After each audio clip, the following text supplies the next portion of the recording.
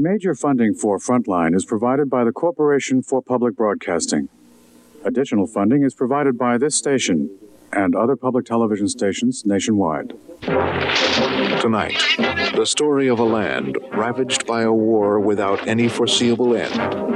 Afghanistan. I want you to know that you do not fight alone. Many all over the world stand with you.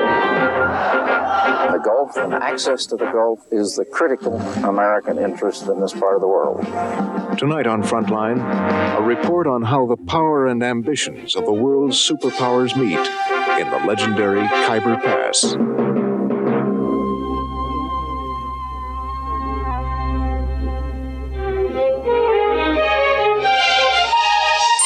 From the network of public television stations, a presentation of KCTS Seattle, WNET New York, WPBT Miami, WTVS Detroit, and WGBH Boston. This is Frontline with Judy Woodruff. Good evening. Rudyard Kipling, the British writer, poet, and chronicler of imperial destiny, called it the Great Game, the game for control over the crossroads of Central Asia, over the wild tribes of the mountains, Afghanistan. For 150 years, the British made sure the Russian Empire never gained control of Afghanistan. For centuries, it was the gateway to India. Across the Khyber Pass came Alexander the Great's Macedonian army and the Mongol invaders of Genghis Khan. And then, in 1979, the Red Army. Today, as ever, Afghanistan is strategically important. It is on the route to the Persian Gulf, close to Iran, and shares a 1,500-mile border with the Islamic country of Pakistan, heavily armed by its closest ally, the United States. The great game is still being played. Tonight on Frontline, Chief Correspondent Richard Reeves takes us into this remote and dangerous region to report on how the power and ambitions of two superpowers have intersected. The program is called Red Star over Khyber. It is produced by Stephanie Tepper and David Bowen Jones, and co-produced by Jane Stone.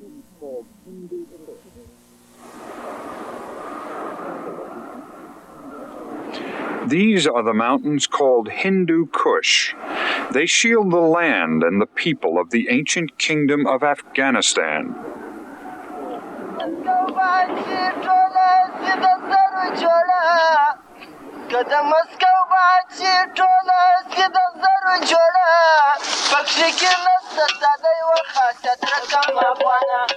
The song of the mountains says, "Flowers grow where Russians killed our martyrs." 5 years ago, the Soviet Union invaded this place. Their power and troops are on the roads, but above them are the eyes of the people of the mountains, the resistance, the Mujahideen. The superpower from the north occupies Afghanistan with more than 100,000 troops, a modern mechanized army. Their enemy walks and waits in ambush.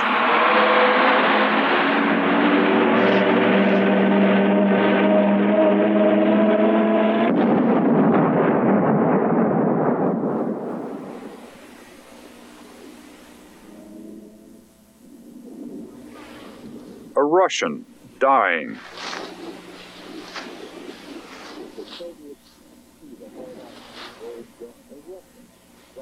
There is no safety on the roads. The Soviets can't see the hard eyes and the old guns until it is too late.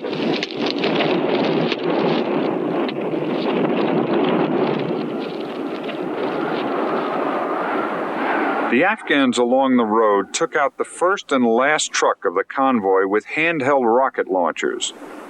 The Soviets were trapped and the Mujahideen began killing them, one by one. They don't like taking prisoners. So far, the Soviets have suffered more than 10,000 casualties here. But in retaliation, they have killed and maimed 50 times more.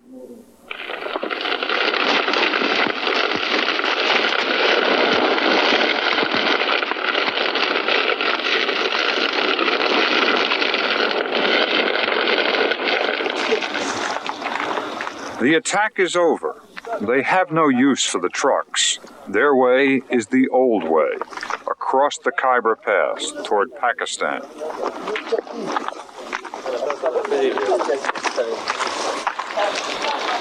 The Soviet Union invaded Afghanistan almost 5 years ago. In fact, the Red Army's been fighting there for longer than it fought in World War II. But that long war has been hidden from most of the world. I'm Richard Reeves. I'm in Peshawar in Pakistan on the Afghan border. This is where you come to see the results of the war. Not the war, but the effects of war. Damaged human beings, survivors, more than 2 million refugees, the wounded Afghan fighters in hospitals around the city. This one is the Red Cross Orthopedic Center. These are the Mujahideen, the fighters of the Jihad, the Muslim holy war. They are men of faith, of Islam. They are broken only in body. Even now, what they talk of is going back to Afghanistan to kill Russians, and of getting more American weapons to help do that. The weapons come through Pakistan. The rifles and rocket launchers are Russian designed, but they're paid for by the United States and by Saudi Arabia. The CIA claims it's spending $75 million a year on the war, buying weapons in China and in Egypt, and from stocks captured by the Israelis in Lebanon.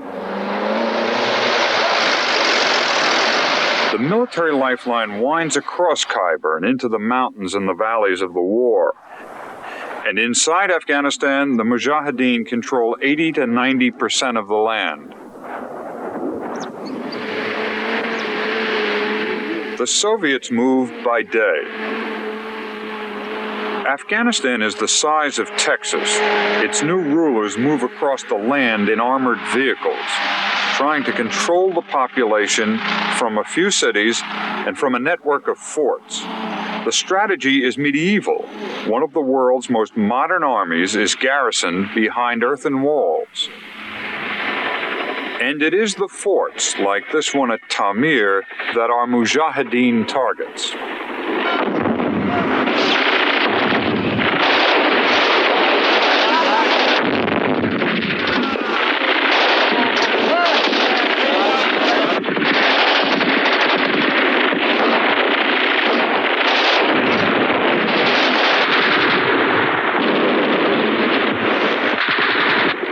As night falls, a Soviet tank column tries to relieve the garrison. But the tanks were stopped with rocket launchers, bazookas. In the morning, the Mujahideen were tightening the noose.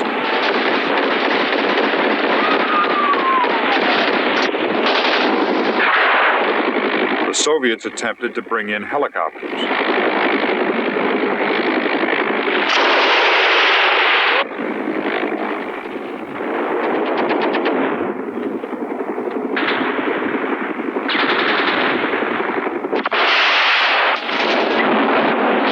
Very lucky shot hits the helicopter.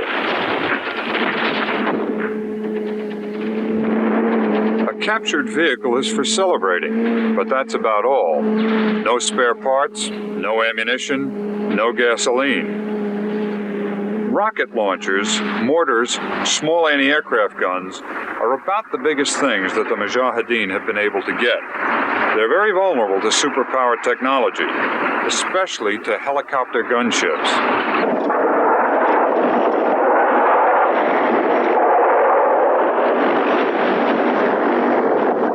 The Soviet Mi-24 could be a symbol of the war. It's almost impossible to bring down without the latest in surface-to-air missiles. For men alone with rifles, it's terrifying. It's capable of leveling an Afghan compound in 30 seconds. This machine, its rockets and its Gatling guns, is a principal reason that there have been 500,000 Afghans killed and wounded, most of them civilians. There are no doctors here. The wounded die, or they're carried back to Peshawar in Pakistan. They follow the route that Alexander the Great and Genghis Khan took south, the route the British took north 100 years ago. to keep the Russians out of Afghanistan. Now it is the Mujahideen route. And it is the road that 3 million Afghan refugees have taken into Pakistan. And along the way, as they have for centuries, some will die. This is the front line. This is the Khyber Pass, one of the world's oldest battlefields. It's this place that the United States is talking about when it says that Pakistan is a frontline state. It's here that the power and the ambition of the United States and the power and the ambition of the Soviet Union come together. On one side, Pakistan, the United States.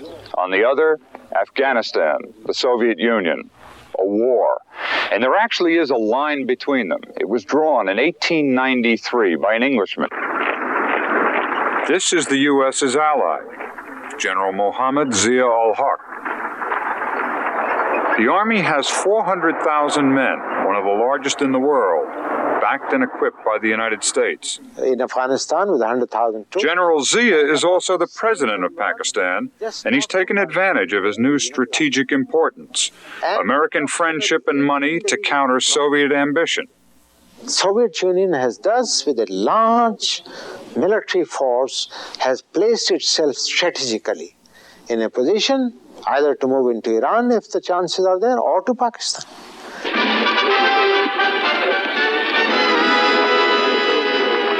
Allied against the Soviets, President Zia and President Reagan quickly worked out a $3.2 billion five-year aid package. Pakistan, which had been feuding with the United States, instantly became the fourth largest recipient of American aid. Most of it was military hardware, including the latest and the fastest fighter planes. Frontline American diplomats moved in too, including Ambassador Dean Hinton. Mr. Ambassador, what are the United States' concerns and interests in this part of the world? They are geopolitical. First of all, there is the oil, which is the major asset in this part of the world, in the Gulf. When the Soviets moved into Afghanistan, they flanked Iran, and they got to roughly 200 miles from the warm water that the Tsars had talked of since, I guess, Peter the Great as an objective of Russian foreign policy. And the Gulf and access to the Gulf is the critical American interest in this part of the world.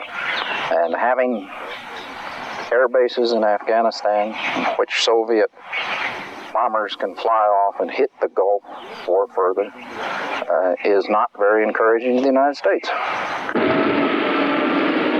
So when the Red Army moved into Afghanistan, the United States moved into Pakistan in its own way. The Americans wanted to create a strong military ally to counter the very bold move of these Soviet troops. The Soviets seemed to know what they wanted. The Americans weren't so sure. The Soviet Union would be entitled to have a non-hostile Afghanistan, something like a Finland, perhaps. The Soviets have some legitimate interest in Central Asia, and those should be protected, and they can be protected without the total imperialistic dominance of a foreign country.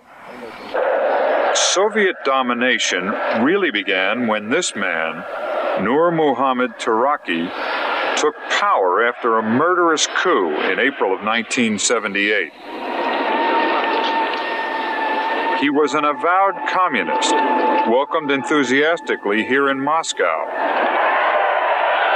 But he would enjoy power for only little more than a year. After a political struggle, he was murdered on orders from his chief deputy, a fanatic Marxist named Hafizullah Amin.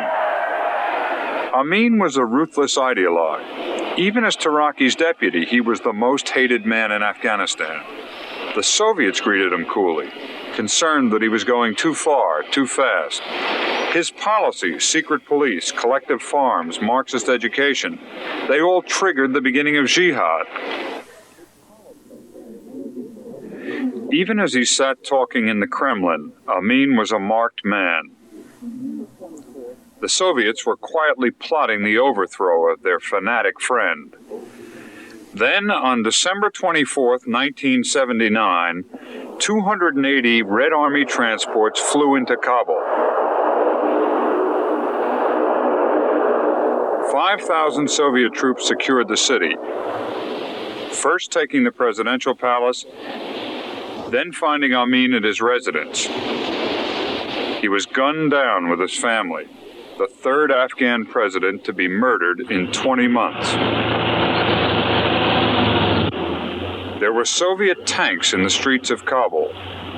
To the north, 4 divisions of the Red Army crossed the Amu River into Afghanistan.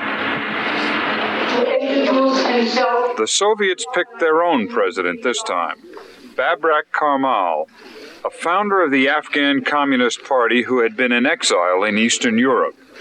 He flew into Kabul and began by denouncing Amin as an agent of American imperialism.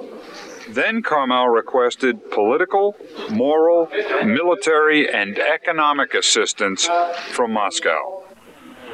Karmal was in front of the cameras, but outside, Soviet troops were in front of every building.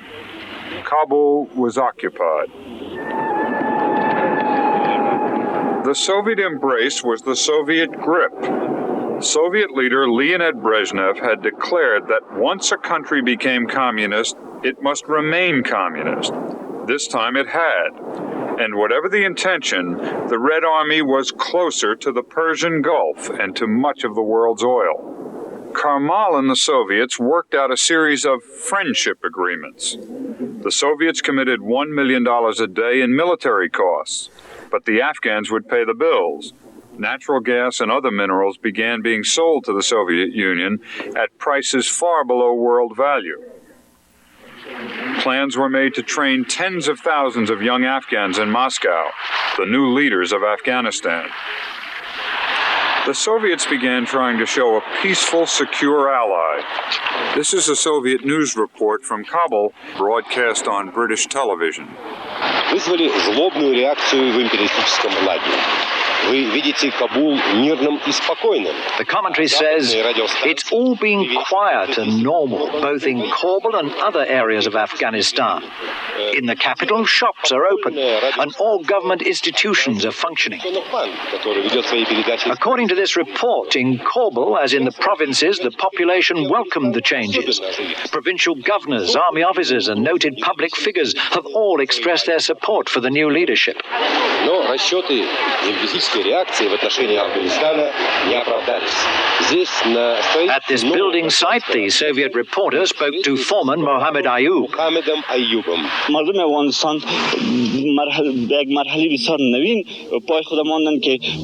This is what he said. Afghanistan has now been cleansed of the Amin scum, and the genuine revolutionary forces are now in power. The Afghan people support the new leadership.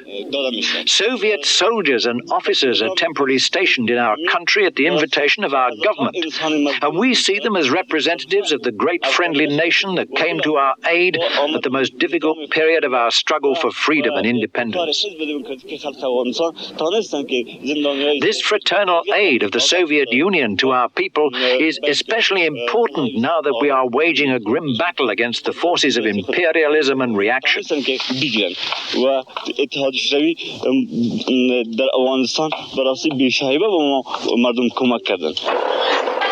If the streets were quiet, the soul of Afghanistan was in turmoil. The forces of reaction were the forces of Islam. Outside the city, the war was spreading. Afghans were fighting for their faith. Karmal tried to pledge his government to that faith. On Russian television, he recited his piece in English. And how do you think, Mr. Karmal, the development of Islam in Iran and Pakistan may affect internal development in Afghanistan? Afghanistan is predominantly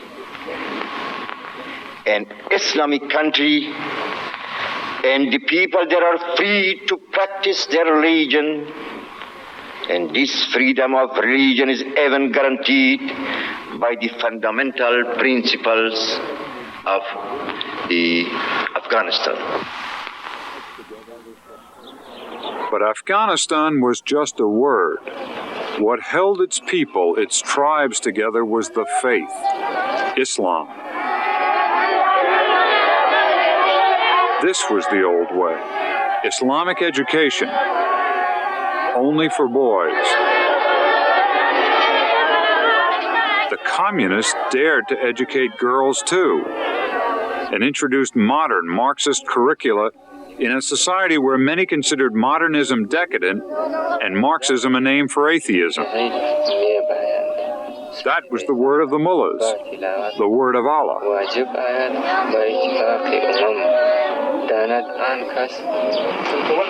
Islamic society is a male society. Men are masters, usually choosing to keep their families behind the mud brick walls of their compound. Respected and obeyed by their children, respected and obeyed by their wives and by the other women under their care. The communists were true revolutionaries, agents of the modern world, of societies where women had many roles. The new rulers wanted to end purdah, end dowries, end child marriages, end Quranic law, destroy Islam. Under Marxism, there would be new laws, laws written by atheists, by infidels. Even within the sight of the network of Soviet hilltop forts, Afghans would continue to live the old way. Marxist attempts at land reform met resistance everywhere.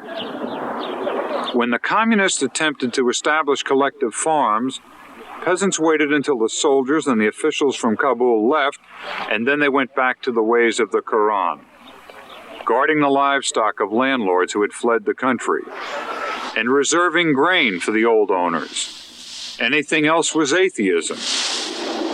So war must be waged. Jihad.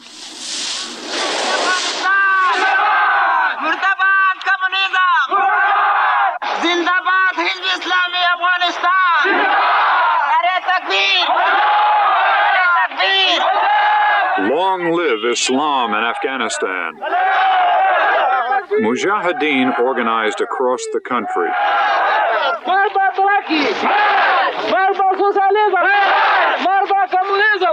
The Quran says, do not accept the orders of the infidels. Wage jihad against them. Even the soldiers of the Kabul government joined. These men are deserters joining a Mujahideen band.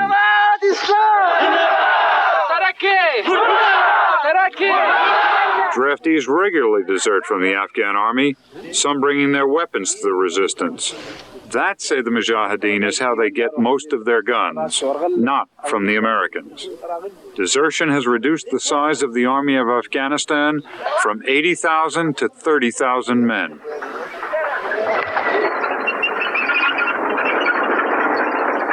It is a difficult war for the Soviets. Here in a television report shown in Moscow, a young Red Army officer was explaining how the Mujahideen attempted to blow up a mountain bridge. They were very professional, he said. They must have been trained somewhere. He was still talking when his men suddenly came under attack.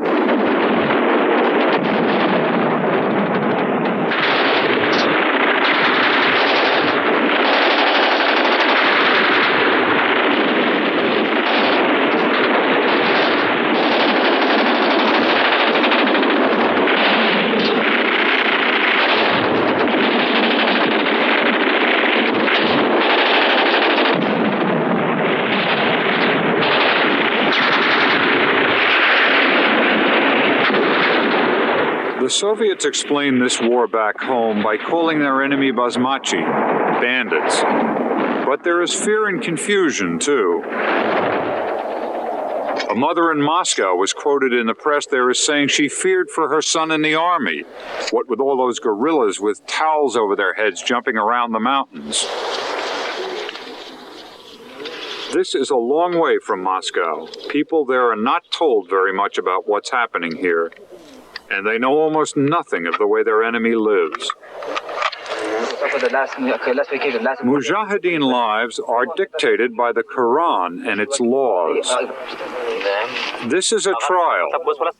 This man has been brought before a jirga, a council. He's charged with stealing a pistol from another man in his unit. A serious crime where a man may owe his life to a weapon. There is no question of guilt. He did it. The question is over punishment. The mullah reads from the Quran. The punishment has always been the same for theft. His hand must be cut off.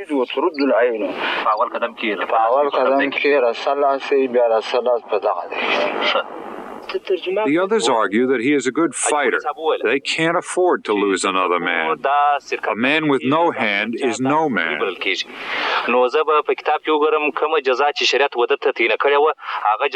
So there is a compromise.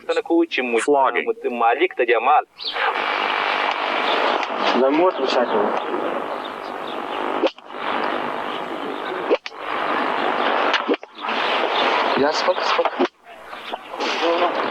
Finally, the thief cries out to Allah.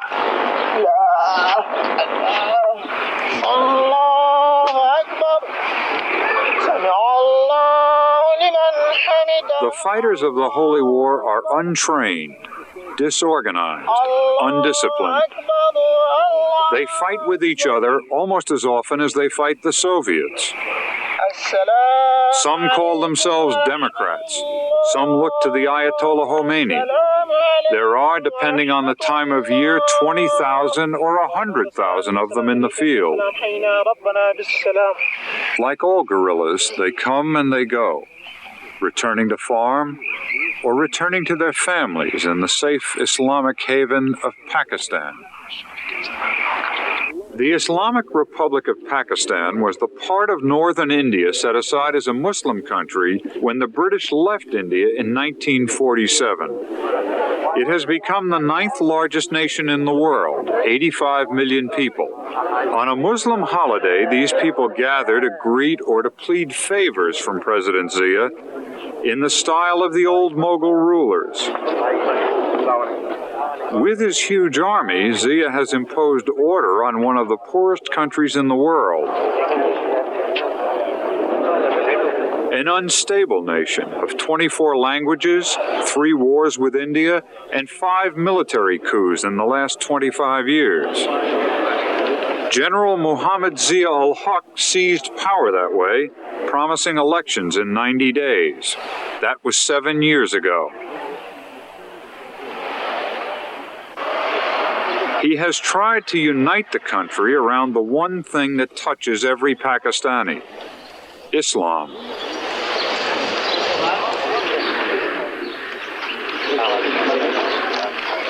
Zia is a complicated and subtle geopolitician who has tried to control his people through enforced Islam while using the troubles of Afghanistan to bring in the Americans and billions in American aid. What the freedom fighters are doing in Afghanistan, inside Afghanistan, is not what affects them directly, but it also affects Pakistan and many other countries. And I go even to the extent of saying that Mujahideen in Afghanistan are fighting not only their battle, but also my battle. Then I think United States of America should take also pride in the fact that they are also fighting their battle. Those battles have driven almost 3 million refugees into Pakistan, usually to barren camps like this one north of Peshawar. The United Nations and world relief organizations provide more than $1 million a day here for a little canvas, some wheat and cooking oil, a few trucks. The hospitality of the Pakistanis is a wonder and a danger. The Soviets periodically bomb a camp or two to remind the world that they know these people are going back and forth across the border. Today's refugee is tomorrow's mujahid. The camps are safe haven for the displaced of war and for the fighters of the Holy War. It is a very tricky business for Pakistan. More and more Afghans are settling in, and more Pakistanis are concerned that that could mean trouble one day. In cities like the capital, Islamabad, hostility to the refugees is becoming more open, says the editor of the major English-language newspaper, The Muslim. They are a major burden. They're an economic burden, they're a social burden, and they're now also, I think, becoming a political liability. It is a potential time bomb. And that is why I think the government is keen for some sort of a political compromise with the Soviet Union. But would these Afghans training here in Pakistan accept a compromise? They fight there, but they may never live in Afghanistan again. The Afghans could become the Palestinians of South Asia, permanent exiles, angry and armed. After 5 years, many Pakistanis are terrified of these people. Some see them as potential shock troops for primitive fundamentalist movements in Pakistan. Most of all, right now, they worry that support of the Mujahideen may invite Soviet attack. President Zia is playing a very risky game. Pakistan cannot afford to act as a conduit for war in Afghanistan with a very firm and feeble and humble base. That's what we have at the moment. Yes, Pakistan would be too willing to help Afghanistan in any other field, including military, if Pakistan was strong and stable itself. That we are not at the moment. Zia's country is more exotic than strong, more diverse than stable. Separatist movements have plagued the country since its founding, and one of those movements succeeded, creating the country of Bangladesh from what was once East Pakistan. That led to one of the country's 3 losing wars with India. Hatred and fear of India is one of the many problems of this country. The newest one is drugs. One of the things being traded right here in Peshawar is heroin. Most of the heroin in the United States and Europe comes through Khyber, from poppy fields in Afghanistan. The drugs mean money, which means bribes to authorities. And in Pakistan, authority means the military. Pakistan, the frontline state, is being sold as the frontier of freedom. But Pakistan isn't free. This is a police state. The British ruled India and Pakistan from walled cantonments, like this one in Peshawar. The best buildings and the best neighborhoods were reserved for the rulers. When the British left, the army of Pakistan moved into the cantonments, and soon enough they were running the country. That army and its chief of staff, Zia-ul-Haq, are now backed and supplied by the United States. American interests on the front line pretty much depend on one man, a military dictator. In many ways, Zia has become the Shah of Iran to us, our new best friend in this part of the world. Will he last longer than the Shah? Does he really speak for the people of Pakistan? Hard to tell. If the people of Pakistan speak out against Zia, they're thrown into jail. My experience shows you not only need strong men or men, but you need a very strong and stable structure to govern this country. Because we are in our formative stage of political career, and under such circumstances, irrespective of what people may think abroad, I think in the interest of this country, the governments, the leaders must guide the people. They must lead and must not be led. At the present moment, when you talk of politics in Pakistan, you talk of polarization. People gun for each other's throat. Polarization here means dissent. The press is among the institutions prevented from criticizing Zia or from investigating the corruption of the military. What would happen if, day after day, the Muslim began to investigate corruption within the military? I think that would create certain problems because the military is a holy cow in Pakistan. What problems would it create for you? I don't think we would be allowed to delve into forbidden areas. You take a paper of 1977 or any other time, and you take today's paper, any paper, that is of a National Press Trust, Dawn, Pakistan Times, Nawai Waqt, or Jang, and you will see visibly how strong or how committed the journalism today is in Pakistan, except for a little check that I have introduced of not reporting any political news in the sense. It is not that I don't want people to play politics, but I don't want people to waste their time. And what politics at the present moment under a military regime, with the parties, with the political parties being practically dormant, then what comes out in the press is not a considered public opinion, but individual whims and thoughts, individual statements, which tend to fog the ideas, and that's what we wanted to avoid. This is what prevents political activity. The Army routinely jails political leaders who speak or assemble in public. These are the Khyber Rifles, an elite unit, a link to the past, to British India and to the days of Rudyard Kipling. The future seems less romantic. Pakistan is moving toward development of nuclear weapons, the Islamic bomb. That scares the United States about its new friend. Who could Pakistan use the bomb against? Its old enemy, India? Israel? Would U.S. weapons be aimed not at Moscow, but at Delhi? We always have to deal with the government in power or ignore them, as we have to do in Iran. But when we have a preference, when we, to the extent that our views have anything to do with it, of course we prefer democratic governments where the people are participating in the process.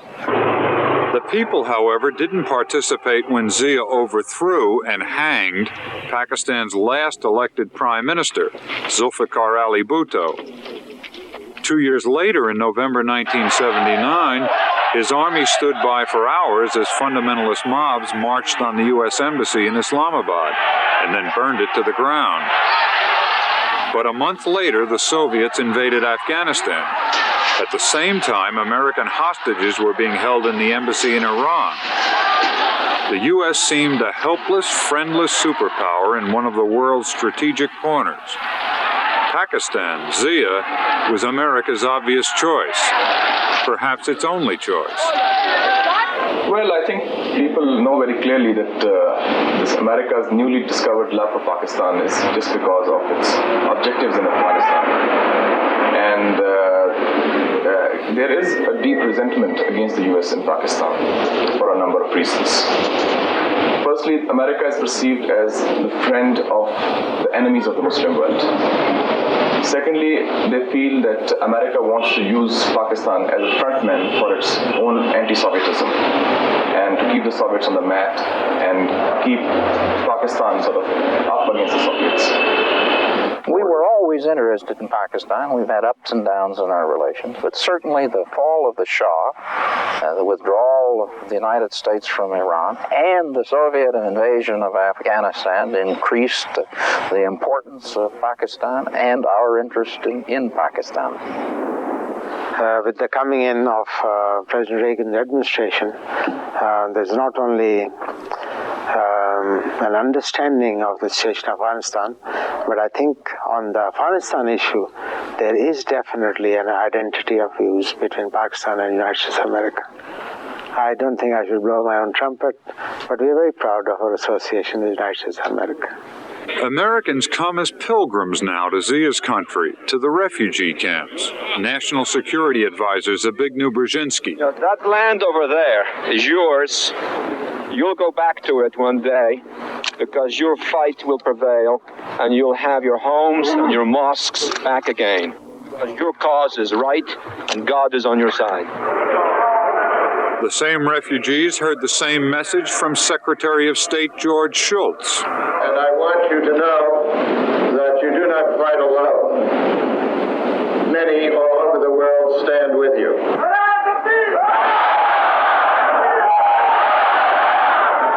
And then came Vice President George Bush.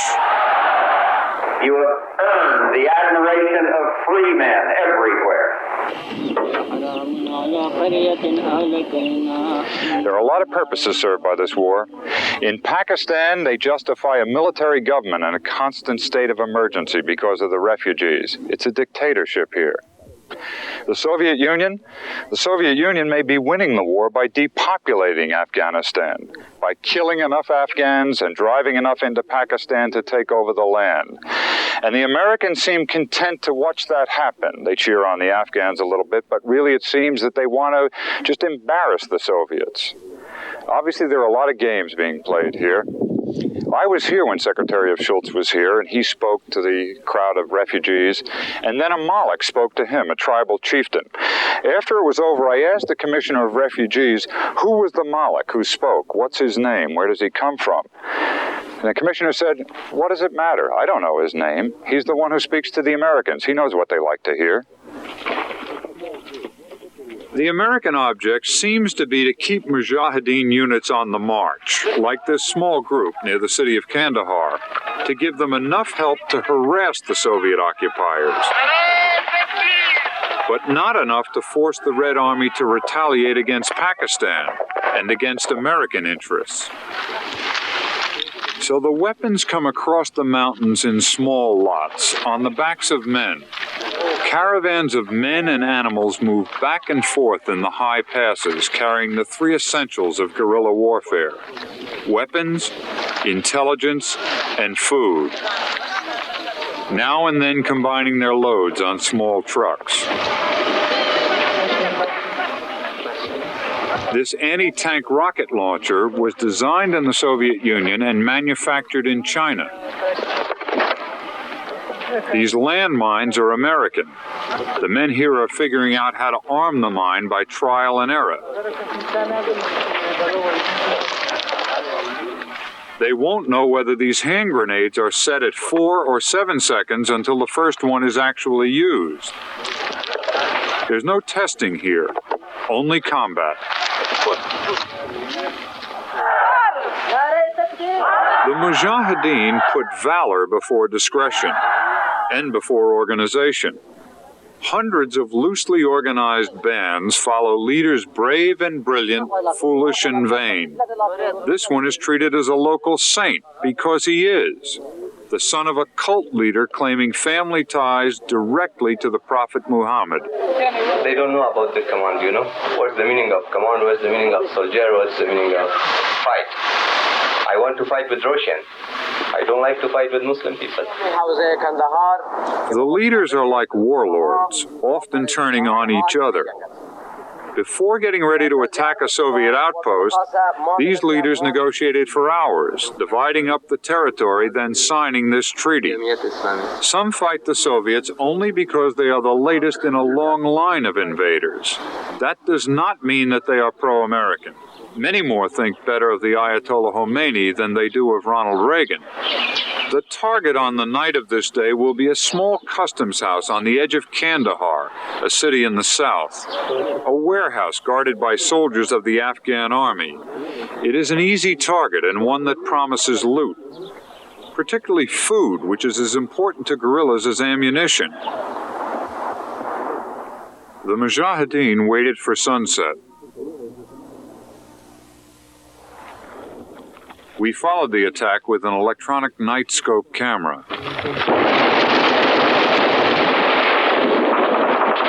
The assault was frontal. Nothing fancy. The Mujahideen came through the city streets and began firing. They charged the outer walls.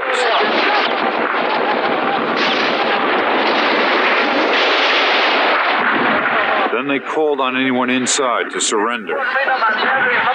Instead, a grenade came out, killing one of the raiders.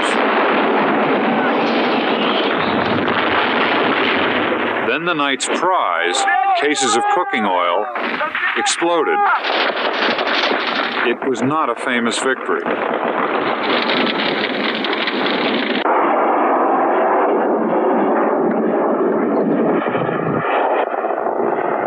The next morning, the raiders hid from Soviet MiGs, finding cover in an orchard an hour's march south of Kandahar.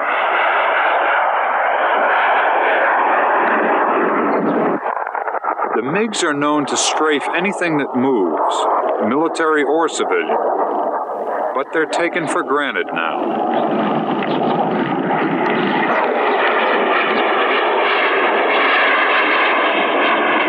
Never in history have the Afghans been subjugated. Now, clearly, they're dealing with a country of several 100 million people with vast military resources. And if the Soviet Union wants to totally blow the Afghans out of Afghanistan, they have the raw power to do it. And they've been using it recently with the carpet bombing, the tanks surrounding villages, and the elimination of everybody in those villages when they're suspected of having harbored a freedom fighter.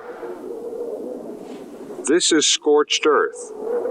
The Soviet Union seems willing to destroy Afghanistan to save it for communism. The country is being depopulated.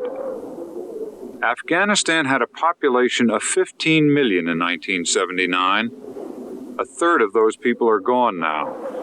3 million are in Pakistan. More than 1 million may be in Iran. There have been 500,000 casualties, and the infrastructure of the country has been systematically destroyed. Soviet planes dropped small anti-personnel mines on roads and trails. Some are camouflaged, others are made to look like toys or wristwatches. Men like watch, like pen, like bird, and like another thing. The little mines are called butterflies. They don't kill people. The explosion is a small one. They are booby traps. They maim people. This is what drives Afghans to Pakistan.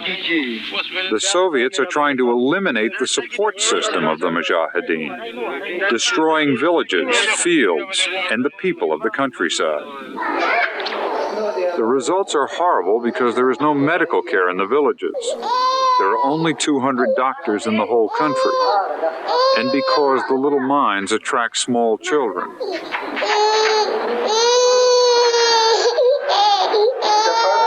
The Mujahideen exist from the help that they get from the local population. As long as that population exists, the Mujahideen will continue to help. Russians, having discovered this obvious fact, have exerted all their pressures in eliminating that local support for the Mujahideen. So in turn, indirectly, it is directly it is the civilians, but indirectly it is against the Mujahideen as well. The Soviets may be clearing the way for a new Afghanistan run by cadres of Russian-trained Afghans, but for now, Soviet citizens are firmly in charge, particularly Soviet soldiers. They include these troopers from Soviet Asian republics, but the Russians took no chances with possible Islamic Brotherhood and withdrew men of Muslim heritage early in the war. The revolutionary process in Afghanistan is irreversible. That was said by Soviet leader Brezhnev in 1980. His successors have taken the same pledge. There are now well over 100,000 Red Army men in Afghanistan, with another 50,000 or so operating in the north of the country from bases inside the Soviet Union. The north of Afghanistan is richer than it looks here, in natural gas, in iron ore, and in uranium. And one day it might just become part of the Soviet Union itself. The South would then become a semi-autonomous communist Afghanistan. For now, though, the Red Army is pretty much confined to bases like this one outside Kabul. Morale is low. These are conscripts paid 3 rubles a month, $4. Drug use has become epidemic. Whatever the grand Soviet strategy, soldiers knew nothing of it. Many were told they were going other places. Some were told they would be fighting Americans.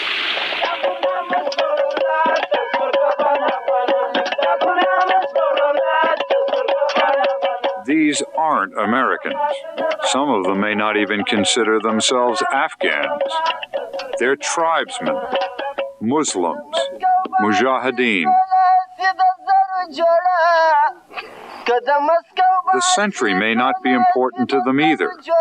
More than 100 years ago, a foreign minister to the Tsar of Russia said it was necessary to dominate Afghanistan, but it was difficult to know where to stop.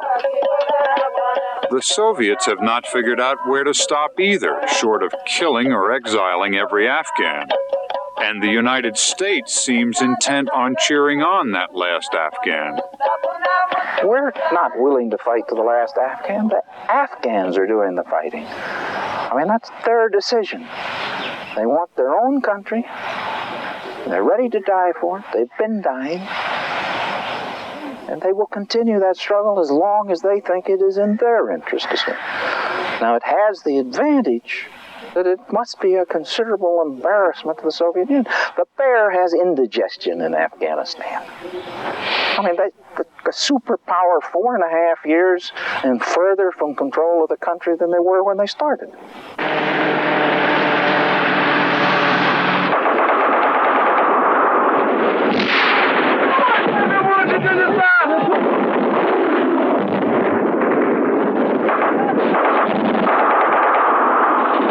It will be many years before the Soviets control Afghanistan.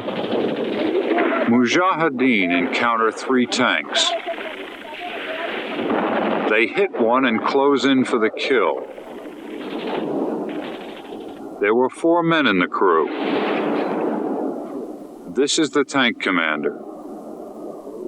His identity card, a man from Moscow.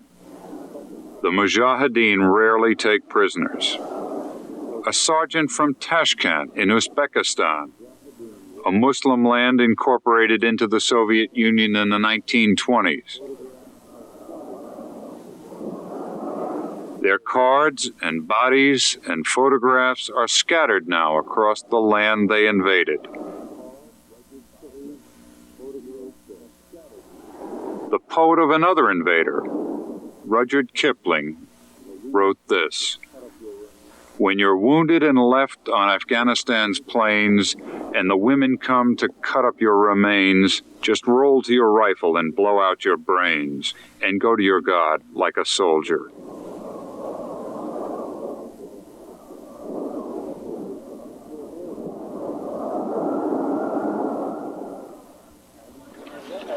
And for their God, Allah, the Mujahideen fight on, fighting to hold back the worlds of the infidels. Poor people, they had 2 things, their land and their God. Their land may be taken from them, the perimeter of contention between giants. So they are left with their faith and their holy war.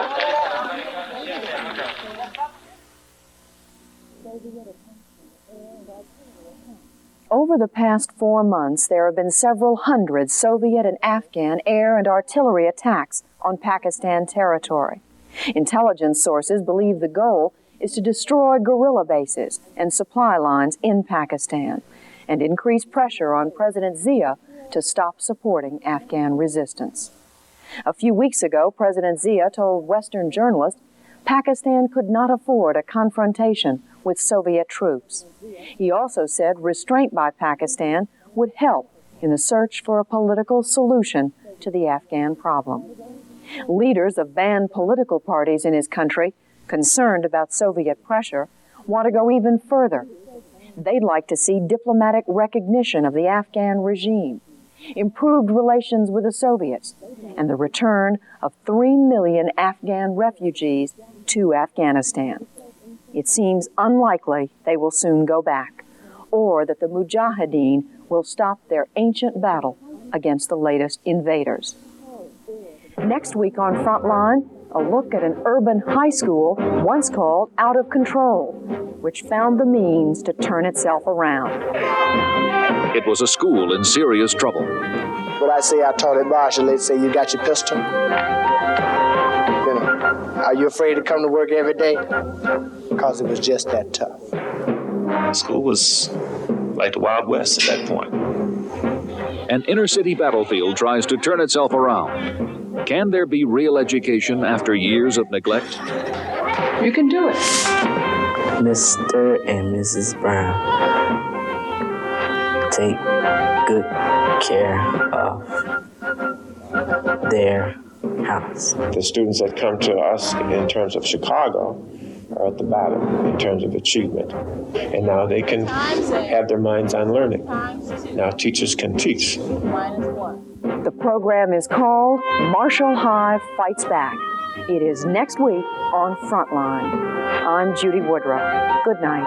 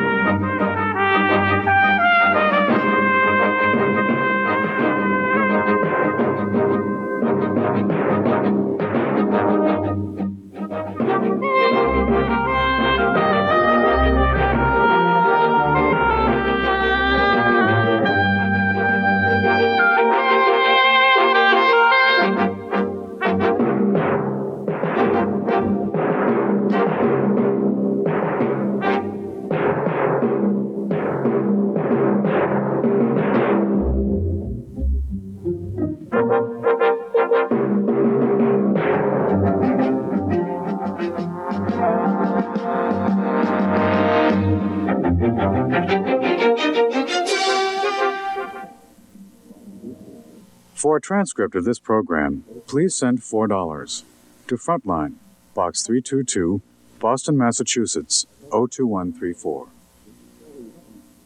Frontline is produced for the Documentary Consortium by WGBH Boston, which is solely responsible for its content.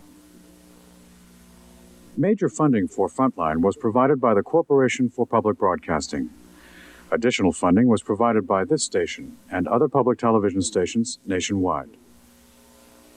For videocassette information about Frontline, write to PBS Video, Box 8092, Washington, D.C., 20024.